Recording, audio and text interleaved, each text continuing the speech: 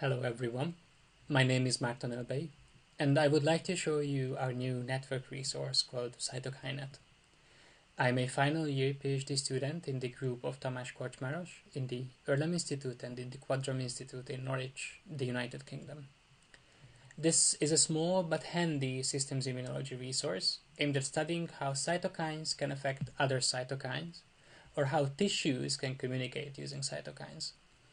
We built this with the COVID-19 research effort in mind, but it can be applicable to any other inflammatory state where cytokine levels are affected.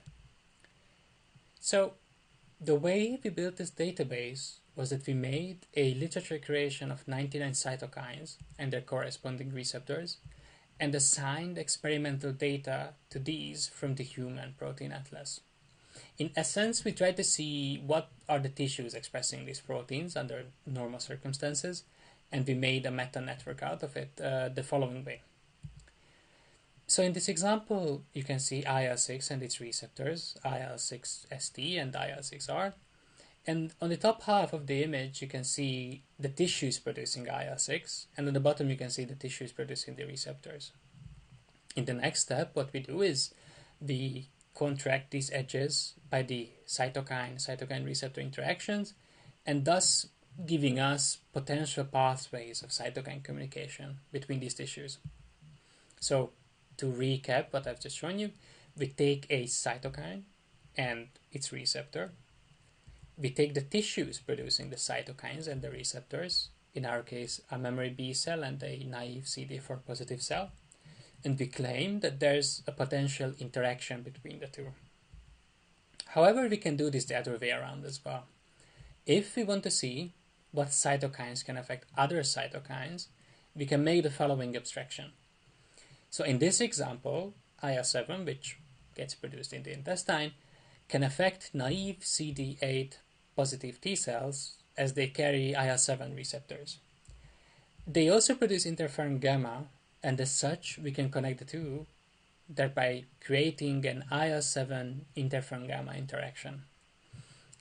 If you think about it, the concept is very similar to regulatory networks, where you have the indirect interactions of transcription factors and target genes. And similarly to regulatory networks, we also aim to add signage to these interactions in the future. So in this next slide, I would like to show you how we attempted to use these networks on COVID-19 data.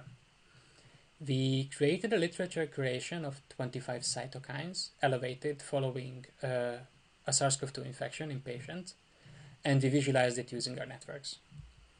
So in this graph, you can see the elevated cytokines on a cytokine-cytokine connection basis.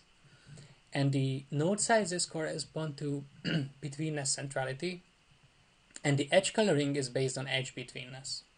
So both of these metrics essentially tell you how much information flows through these nodes and edges, how central they are in the context of the global network.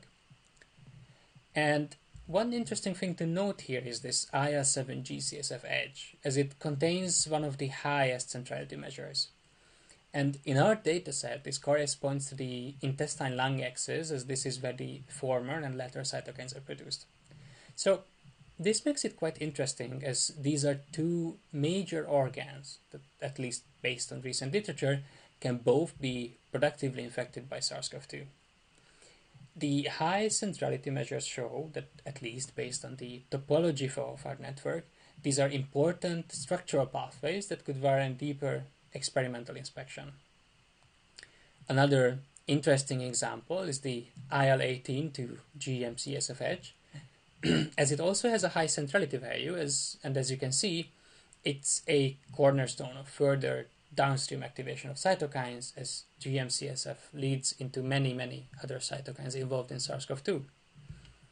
So, as you can see, this resource allows us to examine cytokine data in different contexts.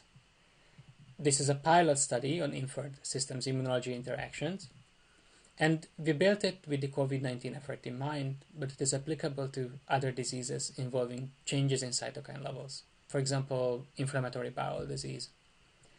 The pipeline can be adapted to create similar resources of finer resolution from single-cell organoid data, And we are close to releasing our data on an interactive website where the users can explore and play with it freely. But if you're interested, in the meantime, please just let me know. I hope you liked my presentation and thank you for your attention. If you'd like to contact me, just look me up on Twitter and just send me an email. And I hope you have a great day.